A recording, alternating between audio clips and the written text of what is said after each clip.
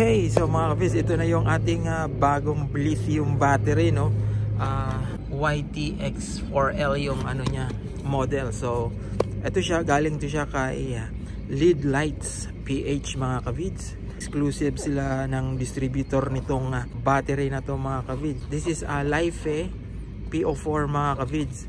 Napakaganda. Pinili ko kasi mas maganda yung performance niya based on my research.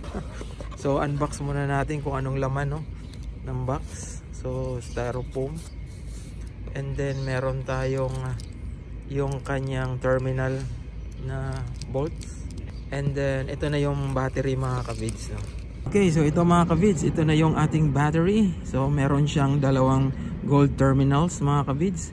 Maganda to kasi parang 360 yung terminal niya, mga kavids, no?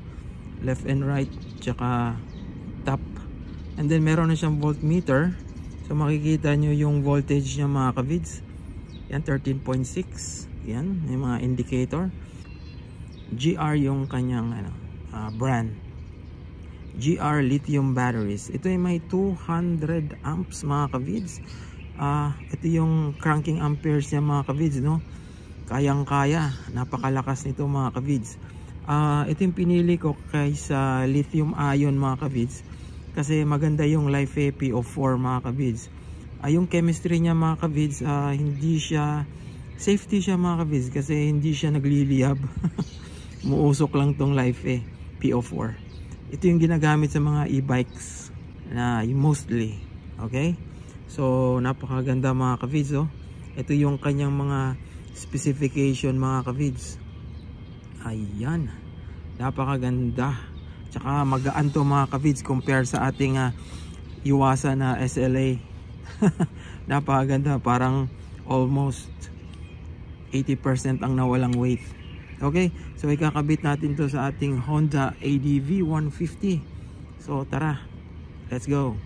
Ito yung comparison niya, mga kavids, sa ating battery. Ito yung ating Yuasa na battery at ito yung GR natin na battery, mga kavids. So, layo ng difference.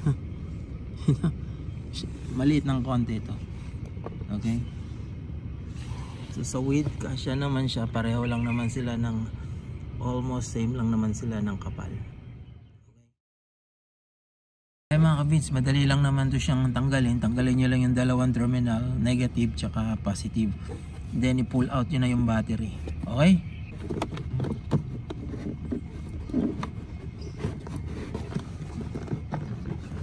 yun, kasya naman, mga kavids. Okay, mga kavids, battery is secure. Tara, testing natin. Alright, mga kavids, nakabit na natin. Nominal voltage natin is 12.6. Wow, start natin. Wow, napakaganda, mga kavids. Woo!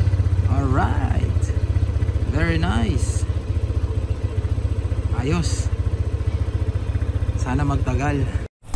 What is up, mga kavids? So ngayon, mga kavids, is iti-test natin ang ating GR lithium battery. Cold start, mga kavids. Itong ating ADV, hindi pa to nakaka-start, mga kavids. Okay, umagang umaga. Ang oras ngayon is 6:58. Papunta na tayo sa work. So iti-test natin yung GR lithium batteries kung maganda ba yung kanyang starting power. Okay, so on natin. Connect muna tayo sa ating A-Racer na app. Ito, mga kavids, no, kung nakikita nyo, T_ENG or temperature ng ating engine is 28 degrees. Okay, hindi pa yan naka-start. Tapos ang battery voltage natin is 12.2, 12.3. Check natin, tama ang reading, 12.3. Okay, so titingnan natin kung gaano ka lakas tong battery na to, mga kavids. Naka-high tayo. Ayan, o, high. And then naka-on yung ating MDL. Ayan, o, ka-on yan, ating MDL. Okay, try natin i-start. Yun, o. Okay, easy start, mga kavids. Ulitin natin. Then start ulit natin.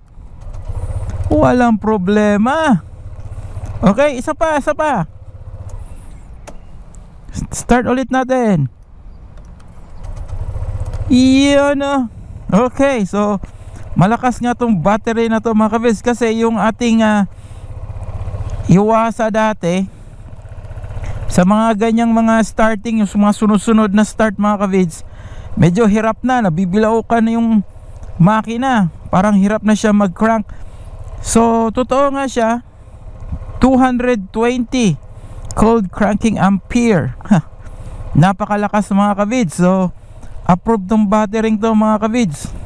Tara, test natin sa daan kung meron bang pagbabago. Okay, let's go. Okay, what's up mga kavids? This is a test for the GR lithium battery. So testing natin ang GR lithium battery natin mga kavids, no? Napakagandang battery na to mga kavids, kasi sa itong lithium, napakagaan. Wow. Woo. So kung nakita nyo yung unboxing natin, napakasimple lang naman yung laman ng ating battery. Yung battery itself at saka dalawang bolts. Yun lang. Walang iba. Saka yung plastic. Yun lang mga kabis. Saka yung karton. Yun lang. Okay, madali lang naman siyang ikabit mga kabits, no? Kasi yung battery na to is really plug and play lang naman to mga kabits. And also swak na swak sa ating Honda ADV. Wala naman ako naging problema nung pagkabit ko. Okay.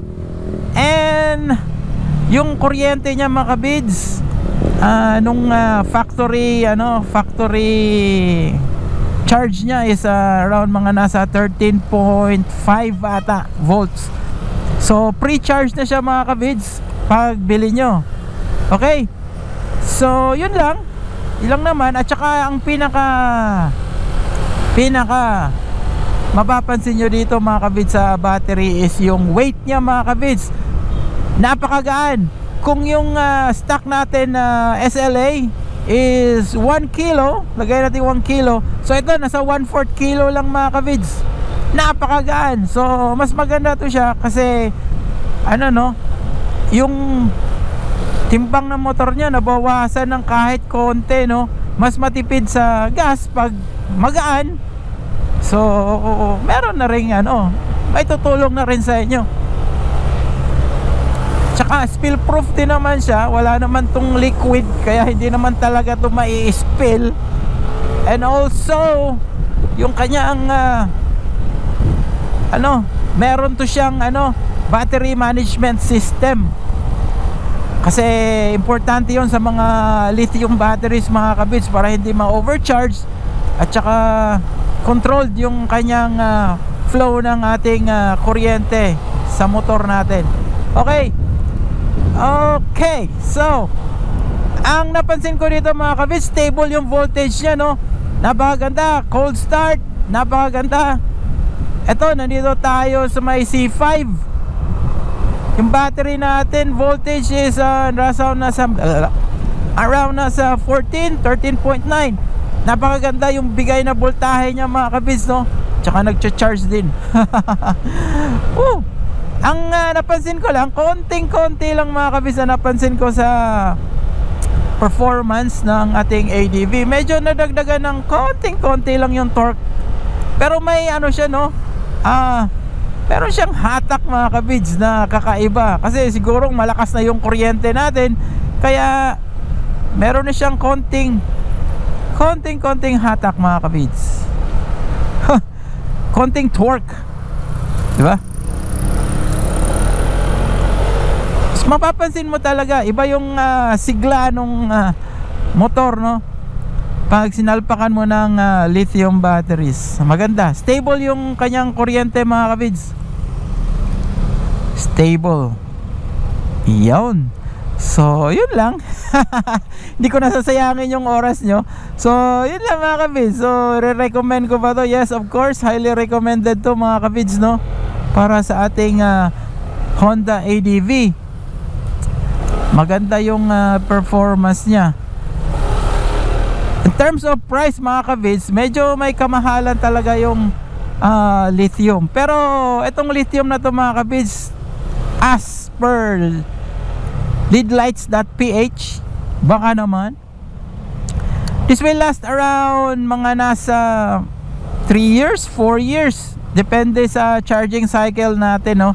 Pero yung SLA natin mga ka-vids, no, yung Yuasa natin, naglalast lang sa akin ng ano yun, mga 1.5 year.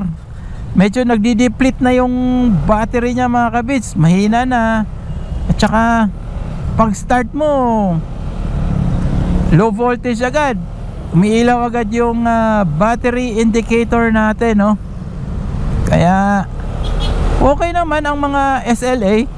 Pero yun nga, ang reklamo ko is mabilis lang talaga siya maubos. Yeah, yun lang reklamo ko.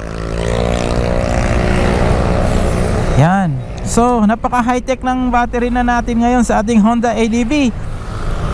Napakaganda. So yung mga Honda Click dyan, mga Honda Airblade, PCX, mga 160 man or mga 150, pwede itong battery na to mga ka-vids, no? Doon lang kayo mag-order kay Leadlights PH. Search nyo lang sa Facebook mga ka-vids, nandun na sila. Okay, so stable yung voltage, magaan,